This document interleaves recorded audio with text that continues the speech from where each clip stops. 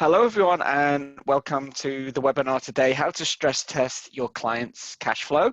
We're going to get started in just a minute. Be really cool if you could let me know where you're dialing in from. So you can use the chat to do that, the chat in the Zoom webinar panel. So yeah, let me know where you're dialing in from. I'm in Wanaka, which is in the South Island of New Zealand. Winter's come a little bit early, I think, so it's pretty cold here today. Yeah, let me know where you're dialing in from. Hi, Jen in Perth. How are you doing? So a little bit of housekeeping. If you're having any technical issues, and Zoom obviously has been used a lot more than it ever has been used before in the last few weeks. So we have had a few technical issues with sessions. Outside of those, just drop a message into the chat or the Q&A and we'll do our best to help you out with that. Hey to Kerry in Mount Wellington. Yeah, let me know where you're dialing in from today. So a couple of other things before we get started. We're going to record the session today and send out the slides. So we'll send an email after the session, and we'll send out those offers as well. So we've got some great offers for you here as well.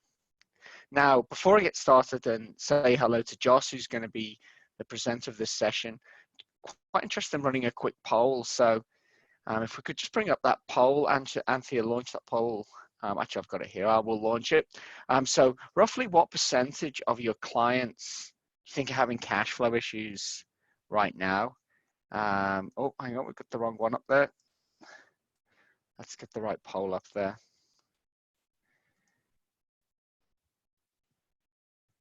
Let's launch that one. So yeah, roughly what percentage of your clients do you think are having cash issues right now? Because that's obviously what we're going to be talking about today. So I'm interested in knowing that. If you could just vote in that, and we'll share the results in a second.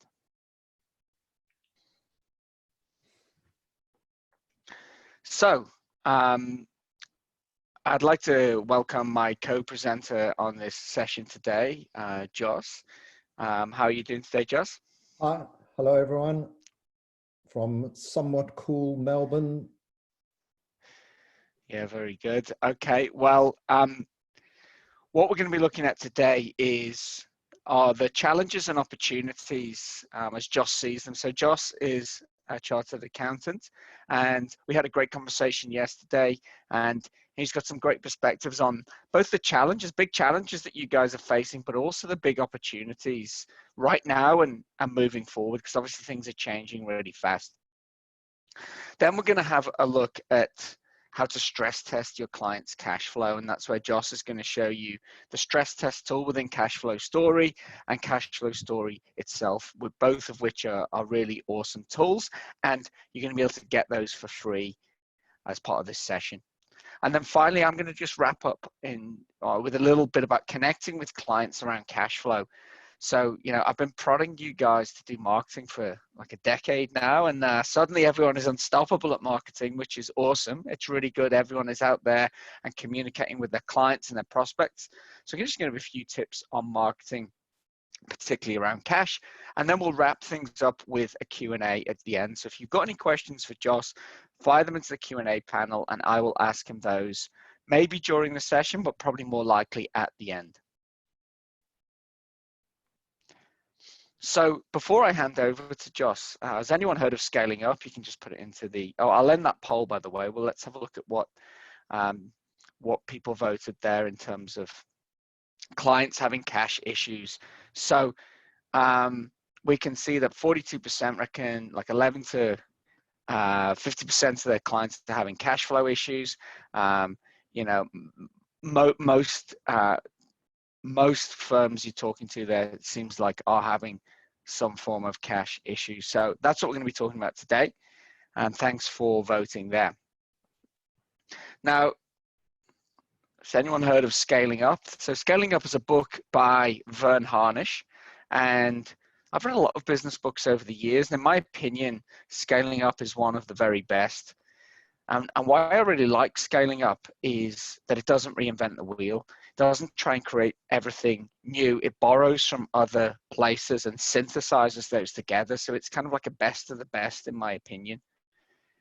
And the Scaling Up system is something that Bizink started in 2019. And how it works is that every quarter you make a decision. There's the 4Ds: strategy, people, execution, or cash. And you make a decision which one of those 4 things to focus on. Now, Joss and Alan from Cashflow Story created the cash chapter in Scaling Up. So that gives you some idea of how kind of powerful the system that they've come up with is. And this system is based around the power of one. So the power of one, for example, like what would happen if you increased prices by 1%? What would that do to cash flow? Or reduced your overheads by 1%, or perhaps got paid 1 day faster? So that's how I came across initially across Cashflow Story. And what really reminded me of it was at the start of this kind of COVID crisis, I got an email newsletter from Vern Harnish, who's been doing some really good short emails almost every day. And they mentioned this offer for Cashflow Story, which is the free stress test that you're going to see shortly, and 3 months of Cash Flow Story itself, which I checked out and thought, this is really awesome. Then I looked and saw on the website, they're in Melbourne, not a million miles away from me, and in the same part of the world. So I reached out to Alan, and then Alan put me in touch with Joss, who heads up the CFS accounting channel and is a CA himself. And that's how this came about. We agreed to bring Scaling Up and the same offer that was made to the Scaling Up list to Bizink's audience. So you can see on screen, if you want to sign up for Cashflow Story, get the free stress test, and you'll get 3 months free of Cashflow Story as well. Type that in. If you can't be bothered typing that in, we'll send you an email, or maybe Anthony, I can see you've just posted that into the chat. Click on that. And you're going to find this is something truly useful for your clients, especially right now, and as the months go on, you will still find it really useful. So I am going to hand over to you, Joss. Is something amiss? Does the link look wrong to you? Yeah, I'm not 100%. If somebody can just check that link, I'm not positive if the word register is needed. If it's just cashflowstory.com/stress test /biz. So it might just get someone to check that. If it does work, that's good. Oh yeah, cool. I think it does. But I think it just redirects. Yeah. Yeah, okay, it does. Register's the best link by the looks. Cool. Good. I saw your face and I was thinking, what have we done? But no, that's all good. Awesome. Well, look, that's enough of me talking. I just wanted to give you some background to this. And, if you haven't checked out Scaling Up, I'd really recommend that. But I'm going to hand over to Joss to talk about, first of all, the challenges and opportunities he sees, and then he's going to show you the stress test and Cashflow Story itself. Thanks, Matt. I might basically do a little bit of background story to how we got to where we're sitting here today. And then once I've done that, we'll just talk a little bit about the unique situation that's going on in the world. And then I'm going to go in and show you Cashflow Story and show you the stress test and what a lot of people are doing at this current unique moment, I guess, in history. So back in the late 90s, I founded a startup, and we developed software aimed at the banks to analyze the businesses that they were lending money to. We were quite good at developing software, but really bad at coming up with names. And we ultimately called that software Optimist, which looking back was a ridiculously stupid name for banking software. But for some reason, the banks actually did like the name. So we were very successful in selling that Optimist software to all the major banks in the Australian New Zealand region, as well as Southeast Asia, Africa, America, etc. So we did the whole startup journey and Silicon Valley and yada, yada. We also recognized that banking analysis software could apply to the accounting profession to use on their clients. We recognized we didn't have the bandwidth to do it ourselves, so we set up MYOB in Australia and New Zealand, and they branded our Optimist software Profit Optimizer, which was probably a slightly better name than ours. and were very, very successful in selling it to literally thousands of accounting firms in Australia and New Zealand. CCH took that product on globally and were very successful in countries like Canada, calling it Profit Driver. So what we found is that thousands of accounting firms were buying the software, but tens were using it. In other words, they were buying it, getting trained on it, loving it, but not successfully using it with clients. Our conclusion at the time was that it was too complicated for your average client of your average accounting firm. We sold out of that in 2009 and did some other things. And then Alan and I started talking again just over, 5.5 years ago, about the fact that this product was so successful being sold into the accounting advisory profession, but yet no one used it. We'd also seen other products come out and go into that, what we call the top of the triangle, with complex stuff that your typical small business couldn't relate to. So we felt there was a massive gap in the market to develop something relatable, something simple that an advisor could talk to a business about. And that's what Cashflow Story was all about. It was about engagement, getting a conversation going with the client around the things that clients wanted to know. So instead of sending them piles of really pretty looking reports, emailing them graphs and tables and stuff, what we wanted to do was get real engagement with what does a client want to do? Improve their business via making more money, generating more cash flow, and ultimately increasing the value of the business. So we've been doing that for the last 5 years. That's been going really well. And we got to the point of having, I think, users in 50 countries around the world in the advisory space, business coaches, accountants, bookkeepers, etc., and then businesses themselves. So when this virus hit, and obviously the world as we know it has changed, hopefully for a short period of time, measured in months, not years or decades, and we felt that we had something that could really help.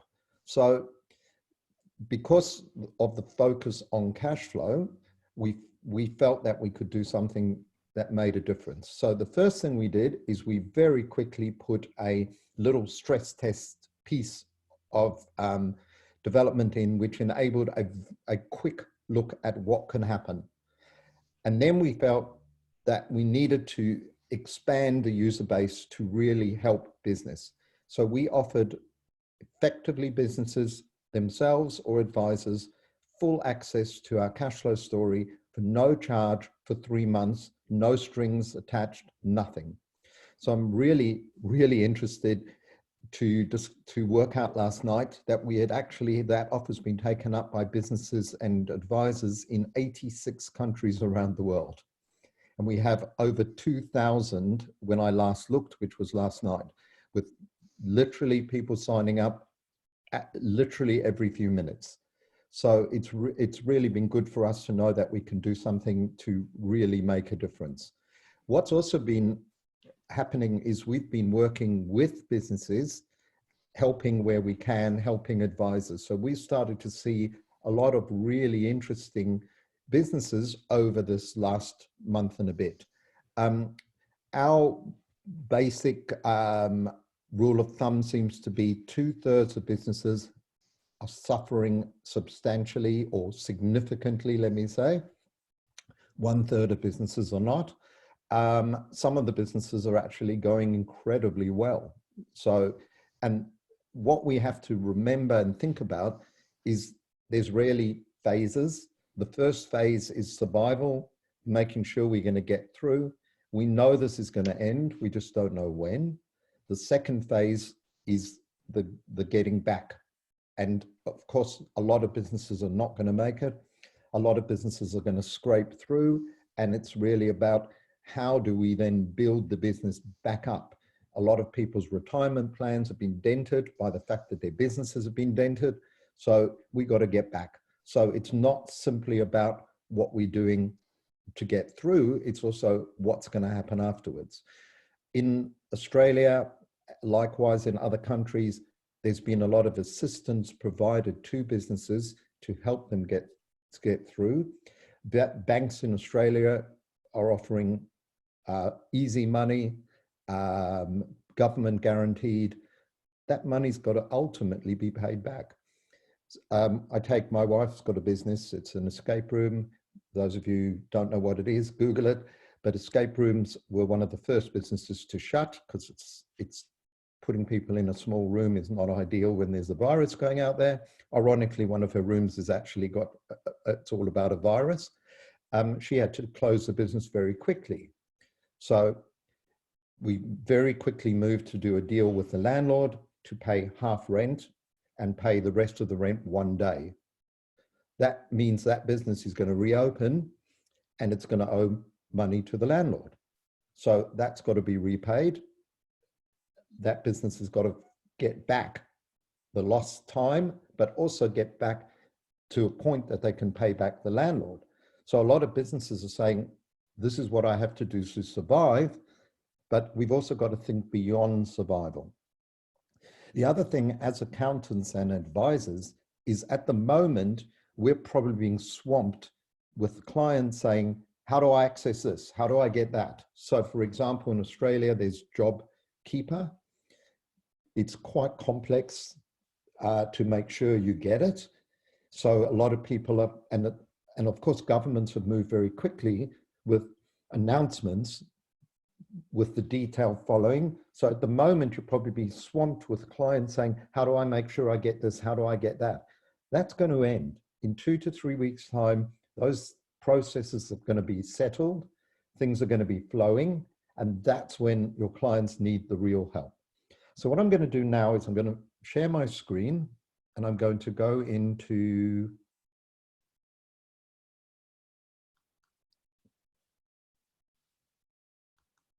screen sharing and go into cash flow story. So the 3-month free access gives you access to the full product. If anybody is already a customer of Cashflow Story and you have our software, you don't need to do anything. Everything we're showing you is in the product. Anybody who signed up for the 3 months, what you're getting is the full product. So when we log in, you see there this new big blue button. What this enables us to do is do a really quick and dirty stress test.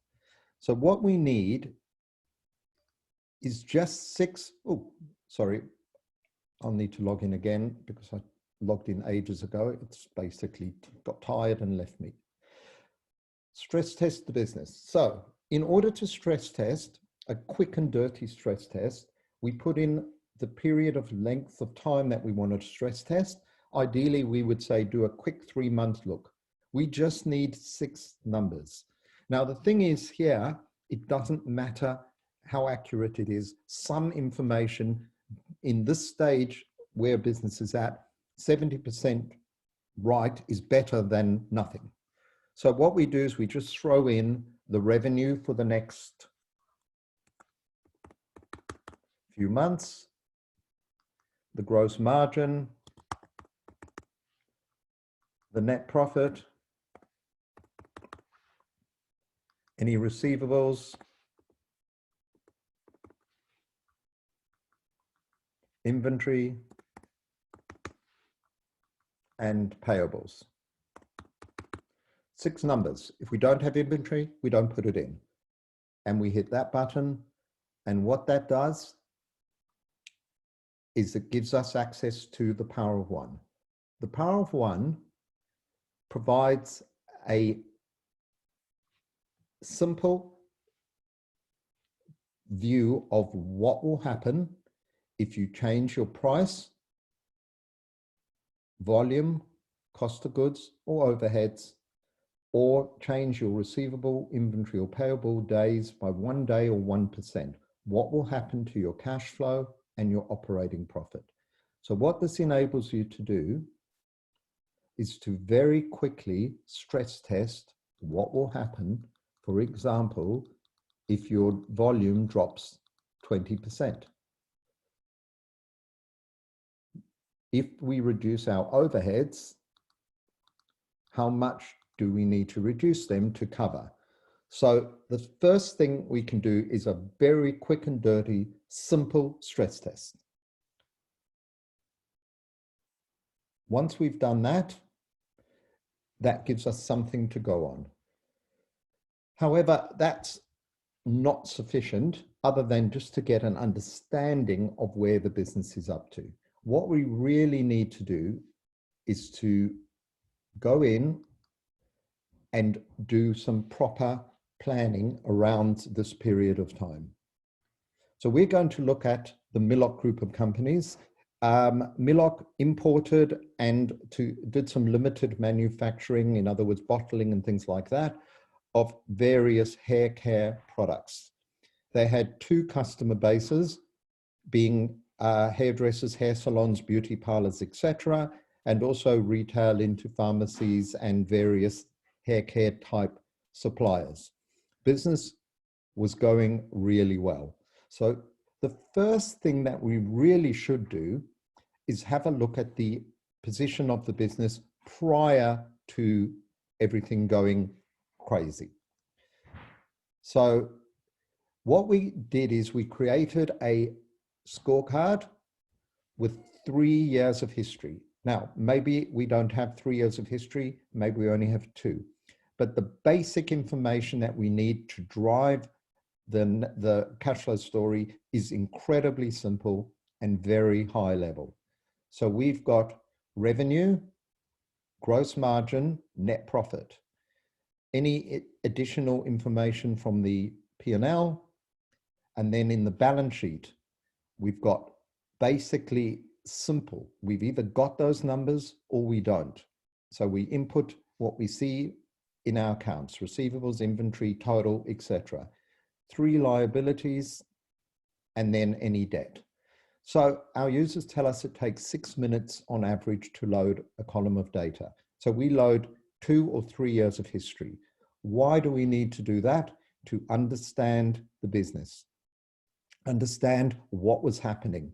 So if I navigate to the power of 1, I want to understand the relationship between the numbers before the proverbial hit the fan. So what the power of 1 shows us is these relationships. And this company, it's really interesting because the relationship of price to volume is over 4 to 1. We looked at a business the other day, that relationship was 7 to 1. So that business now, facing the COVID-19 crisis, is thinking, if we cut our prices by 10%, will we maintain our volume? What a relationship of 7 to 1 tells them is maybe they should maintain their pricing and lose a bit of volume. So we can see here, if this business were to do that and say, well, if we cut our prices by 5%, how much more volume do we need to maintain our cash flow? And as we can see, it's a big number. It's going to be somewhere around 20-something%. So basically, a 5% price increase is equivalent to a 22% volume increase. So when you put that round the other way and say, if you don't put your prices up and lose 15 or 20% of volume, the business is actually cash flow the same. So knowing that is quite important as we move into this crisis mode, for want of a better word. Understanding where the bang for bucks are. It's about price, it's about cost of goods. Understanding what 1 day's receivable is worth. Each day is worth 65,000. So once we understand our power of 1, and in the back of our mind, therefore, we have an understanding of our business. Now, there's a whole lot of analysis in a structured format that we can look at, But given what's going on in the world, and particularly to this company, there is no real point in looking at what was happening. The main purpose in looking at the annual is to understand the relationships, because those are fundamental to any business. We call it the code of the company. So what the next thing we do is we create a 2-quarter scorecard. So this is the recommended process we think businesses should follow. Put in the December quarter and the March quarter. Now, we've had feedback from various people saying, well, we haven't finalized our March quarter. Doesn't matter. Put in what you've got. It's better than nothing. So get something in, same numbers, same simple numbers.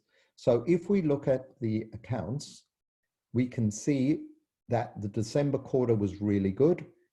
We made 6.5 million in revenue and made a $750,000 profit. Great quarter. Business is really good. When I look at the March quarter, we can see we're starting to see a drop off. Revenues dropped to 4.6 million. Still made a profit,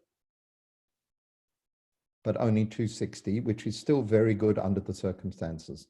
Looking at the business, $100,000 of cash in the bank, short-term debt of 2.6 million, and long-term debt of $1 million. So their short-term debt is down based on what happened. So what we want to do is have a quick look at the business. So we've created a special template to look at quarters. So when we look at the profit quarter, we can see revenue was down from 6.5 to 4.6 million. Margin was down, operating profit was down, obviously, but we can see, in fact, how gross margin percent went up. And this analysis here is the interesting one. We can see here that revenue dropped 30%, but overheads only dropped 0.6. So as we can see, the business has been a little bit slow to react to the drop-off. So the business still made a profit of 260,000. Let's look at the analysis of the balance sheet. So we can see here that their payables dropped 400,000, their inventory dropped 100, and their receivables dropped 200. So we can see that they were probably a little bit aggressive in paying down their creditors, probably a little bit much, but it's done.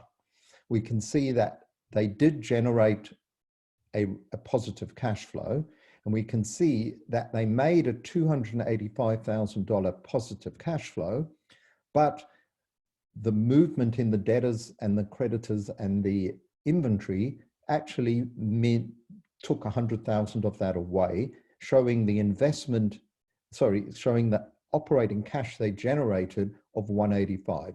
So a reasonable outcome. The power of one, again, showing us those relationships. Similarly, around 4 to 1. Look at the value of a day's receivable. So basically, that's helping us figure out what we need to do. So of course, we can run stresses on those numbers, but the most important thing to do at this stage is a projection. So when we do a projection, we're going to look at the next 3 months. So I click that. And what the software does is it trends the numbers. So in this weird time, the trends are not relevant. So what we're going to do is ignore what the software's trended, edit the projection, and put in our projected numbers for the quarter. So there are only focusing on 3 key numbers we need to project. Our revenue, which is projected to be 785,000. We're projecting that our cost of goods are going to be 465,000, and our overheads are going to be 1585. So we can see a projected operating loss of 1.2 million. We have been too slow on our overheads at this stage. On the balance sheet side, we've got to figure out our balance sheet. So if we were able to collect our debtors at the normal rate, we would have only had 819,000, but that's not going to happen. We're struggling to collect money. We think our debtors are going to be sitting at 4.6 million. We think our inventory is going to be 2.8 million. And our payables, 2.9 million. We also will obviously going to use up our available cash. So what the product does is simply calculates what our debt's going to be. So we can see overview of our results. So what we did there is we input revenue, cost of goods, overheads. We input our receivables, our payables, and our inventory. What we can now see is the impact on our numbers. So we can see, for example, our debt going up to 3.5 million. When we look at this, we then save that as a new scorecard. So we'll go to the one that I've created, like the cooking show. And here is our next quarter. So we can see that drop in revenue. We can see the loss. We can see here the real summary. Revenue dropped 83%. Overheads only dropped 7%. So really what we need to focus on is going forward, the fact that we probably are not collecting our receivables. Now that's not surprising in this unique time. It's really difficult, but we're looking at talking to businesses who are coming up with really great ideas. So for example, in this company, obviously hairdressers and hair salons and all of that owe their money. So instead of going to a salon or beauty parlor that's shut and saying, hey, you owe us $35,000, we need the money. What if you went to them and said, you owe us $35,000, how about you pay us $12,000 now, pay us $10,000 in 2 months' time or a month's time.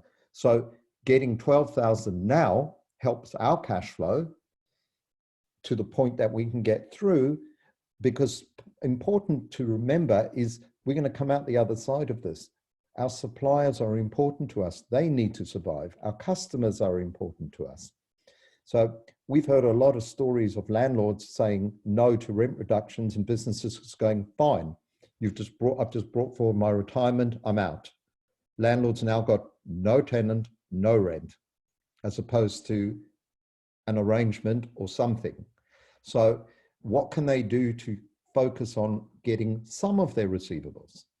So when we go to the Power of One, we can look at what strategies or what changes can occur. So for example, what happens if our volume is worse by 10%, for example? What overhead reduction do we need to make sure that we can get through? Maybe we need to find 20%.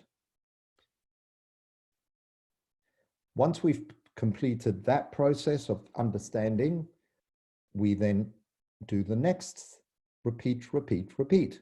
So in other words, we then do the next 3 months. So that process becomes ongoing, remembering at some stage, things are going to end in terms of the lockdowns, the stopping of a lot of businesses. How do the business then start going back? How do they start improving? What are the tactics and strategies? So this becomes a recurring process. We've added in some other functionality into our product recently with the ability to create a monthly scorecard, which enables us in this unique time to again look at the months. So breaking down that June quarter into the months. So looking at the accounts and seeing there the losses per month. So as we're addressing the loss and of course looking at our current bank numbers. So that is pretty much what we're talking about as a process. So as advisors, to get your clients into this, looking at their business, planning quarterly, high level type planning. Of course, you want to then drill down into, you know, the overheads. What can they do to tackle that? Because that's their number one issue. Their banks are prepared to offer them up to $4 million of funding. So number one, make sure we don't go over that 4 million. And number two, to try and keep that debt level down so that we're not saddled with big debts going forward when things start improving. So this business is lucky in that they have a lot of fat in their balance sheet that they can use to try and keep the cash flowing. So that's pretty much what we've been talking about. Happy to now take any questions or anything there. So I'm going to stop sharing my screen. Oh, I will reshare mine. Bear with me, and I'll bring back my camera because everyone's dying to see me, I'm sure. So we do have a couple of questions, Josh. So first one was, I think you probably answered this anyway, but just to clarify, so the financial data, is that for 3 months total or monthly data? Well, when you're doing a quarter, it should be for the quarter. But you can also do that monthly scorecard where you're literally putting in month. Cool. And the other question was, are these actuals or estimated? So that actually came at the start. And I think with the stress test, you'd be a bit more on the estimated end through to actuals with the full power of one, right? Yeah. One of the things, it's something that our CTO is also based in Melbourne, Tim. He's not an accountant. He's not a financial person. So he continually says to Alan and myself, stop being accountants, stop trying to reconcile things, stop trying to make everything always add up, because that's our instinct as an accountant. So we want to make sure that the numbers we're using are the correct ones. Times are unique. Rather be partially right than completely wrong. So having no plan, having no numbers, having no idea of your cash flow is way more dangerous than using estimated numbers and coming up with something that at least is mostly right. Yeah. Okay, cool. Another question. So is the stress test based on accrual or cash method? Ideally on accrual, because if you're using cash, you haven't got debtors and things. But again, use the best available information. Yeah, cool. The easiest to access. Yeah, I think particularly with the stress test, right? That's, like you say, a quick and dirty tool, whereas, you know, you're going to take a bit more time if you're doing the full power of one, the full cash flow story tool. Yeah. A question we've been asked a lot from advisors is, should I be charging for this stuff? The answer really is, it depends. I mean, if you've got a client that's got literally zero revenue and you're literally helping them to not shut down, then my view is that's something you do and hope it will come back to you. If the client is okay, but just needs some work, in other words, like that Millock, for example, they'll get through. So maybe you say, look, you know, I would normally charge this. How about I charge that and you pay me some now and some later? It all depends to a large degree on how your practice is doing. So if you're doing okay and you can afford to do this kind of stuff cheaper or less or whatever, versus, you know, if you really need it. So there's no single answer to that. Mm. We had a good chat about that yesterday. I'd be interested, just can fire into the chat, who's doing work for free for clients right now? Because I know anecdotally I've talked to quite a few firms who are doing that. And so obviously that talks to what Joss was just talking about then. So yeah, let me know if you are doing. It's all anonymous, so no one else is going to see it. Just one question was, I know the answer to it, but maybe you could explain, is that Linda asked, is there an integration with Xero? And I'm right in saying there used to be, but there isn't anymore? Yeah, we tried a few years ago. We did an integration with Xero to see if it would help. And after 12 months, we turned it off because on average, it was used less than once, I think once every 2.5 weeks. And when we spoke to people who used it, they said it's more work. Because accounting packages don't keep the subtotals in their charts. In other words, when you generate a report, they actually calculate gross margin, or Xero doesn't show gross margin. They calculate profit, they calculate current assets. So the chart, the data that we need to import is actually at too granular level. So for example, to get the profit, you have to map every overhead. We don't need those numbers. We just need the profit figure. So what users were telling us, it was taking them 20 minutes to map something that was taking 6 minutes to just load. And the other thing is, particularly when we're doing stress tests and stuff, the details is just not relevant. So what we want is the totals. So it's just quicker to literally print it out and throw it into Excel, into the product. We do have an Excel importer so that you can actually, if you've got a client that's actually got a CFO and they're a big company and they're quite competent with the stuff, you could actually send them the Excel importer, they can complete it, give it to you, you import it. But as I said, integration is a great selling feature for software companies because it always sounds easy, but the practicality is, because we need so few numbers, it's not worth it. So we switched it off on agreement with our user base at that stage. Cool. Thanks for answering that. Well, we've got a few more questions I'll come back to in just a second. I just wanted to briefly touch on marketing. So I think I mentioned it earlier, is that, I've been prodding accountants and bookkeepers for the best part of a decade to do more marketing, and now, you guys are unstoppable. So it's really cool. I think that's really good. And I hope you continue after this all ends. And there's obviously a real pressing need to get in touch with clients now. And if you've got a decent size firm, then, you obviously can't meet or call all of those clients in a week, in a month. You've got to use kind of bulk methods to reach out to them. And that's marketing, right? So I also think the cash is obviously, like, it's a great topic to market onto small business owners during a pandemic, as we're going through now, or after that.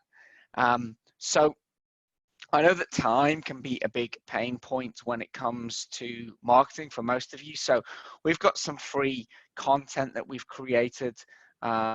Anthea is going to post the link in the chat there if you haven't already signed up for this. If you're a Bizink client already, don't sign up for this. We give you this stuff anyway. So this is the Tough Times Toolkit.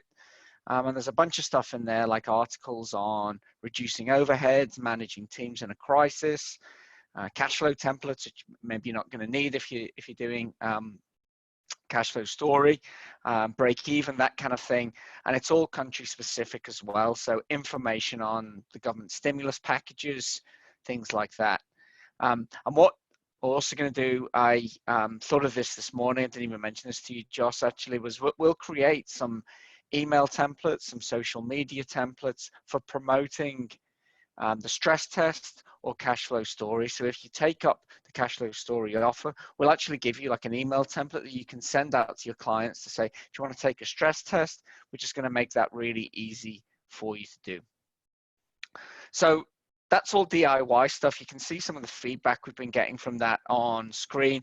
If you don't even have time to do that, we have scrambled to create a product called Business Continuity Hub, which again, if you're a Bizink client already, you don't need this. We'll give you the content on your website.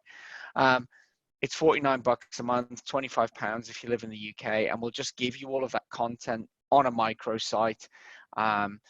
If you're in Australia, Canada, New Zealand, UK, or US, all that content is regionalized. There's a weekly email digest that gets sent automatically by email, social posts. We can turn that around for you in 24 hours. I don't want to be pushing this as a big thing we're trying to sell. We just create this product to help firms out who just want to get the message out to their clients and to their prospects as well. So there's a sign up link in the chat, and we'll include that in the follow-up email as well. So in terms of questions, keep those coming in through the Q&A. I had a question for you just that came in earlier, which was, say there's a topic like you're doing the power of one, and one of the things that you showed there was increasing volume. So I'm a business owner, you say, well, if you increase volume by 1%, this is the effect that's going to have on your cash. And I say, well, how do I go about increasing volume? What would you say there? Does that put maybe an advisor into an uncomfortable position, or how would you deal with that one? Well, I mean, at the moment, it's an interesting one, because at the moment, a lot of businesses obviously are suffering with massive reductions in volumes, but at some stage, as we said, things are going to change. And what may happen in a lot of cases is that competitors may have gone out of business. So you may, in fact, find the business's volume growing faster than they think when things come back. It will come back slowly, but ultimately they're going to be opportunities probably. And businesses also need to be very careful when that growth period does come, that they don't overtrade and effectively sell. For example, you've got to make sure that your new customers are in a position to pay you, because as somebody I know many years ago used to always say, it's only a sale when the money's in the bank. I agree. So, you've got to be careful in that growth phase that's going to occur afterwards, to just make sure that the business can fund that growth. So I know my son's a banker and NAB, and they've actually just been discussing that exact thing, that businesses are going to get through, survive, business is then going to improve, and then the risk of over trading and needing even more funds. So a good understanding of your power of one, particularly around your receivables, inventories, and payables, as businesses start trading up, is going to be critical. Cool. Another question that's come in is, would you let clients use the app on their own? So speak from an accountant's or bookkeeper's point of view, would you let them loose with it? If the client has a financially competent person, then yeah, you can kind of work together. In other words, we've got the scale-up coaches, of which there's a couple of hundred around the world, all use Scale-Up Cash, which is Cash Flow Story branded. Some of them are the holders of the information. Others of them actually encourage their clients to get the product as well and use it in collaboration. So the answer to that is, if your client has a CFO, an FD, financial person that is competent, then yes. But if not, it should be in the hands of somebody who understands numbers to drive the process. Cool. Okay. Well, I think we've got time for one more question if anyone's got one. I'm just going to launch a quick poll if you'd like someone from Bizink to get in touch about your marketing or your website. If you want any help with that, I'm just going to relaunch that poll there. Let us know. It's anonymous. I'm not going to share the results or anything like that. I can't see any more questions coming in for Joss. If you do think of anything, we're going to send out a follow-up email. That's going to have the recording of this session. It's going to have the offer about the stress test and 3 months of Cash Flow Story, and also a link to that Tough Times Toolkit, the free marketing content that we're giving away. So firstly, I would like to say thanks, Joss, for coming along. That was awesome to see the app in action and those anecdotes you've been sharing with us. Thank you, and thanks for the opportunity, and thanks to everyone out there. Please understand that 3 month Cash Flow Story, there is no catch to it. There's nothing. You can use it for 3 months. At the end of the 3 months, it simply switches off. If you There's no catch. We don't need anything from you, anything. We're just trying to genuinely get people to help. Yeah, thanks for that. And yeah, when I sorted the offer out with you, I sent this to my friend who's got a trades-based business. So he's not like a super sophisticated financial business owner or anything like that. And he did the stress test and he absolutely loved it. So, I think it's applicable for all kinds of businesses. And, that was my test to him, and he loved it. So yeah, definitely recommend going in there and checking it out. So thanks, Joss, and thanks to everyone for coming along. I know you're really busy at this time. I hope you're keeping well. So thanks for coming along and enjoy the rest of your day. Thanks. Thank you.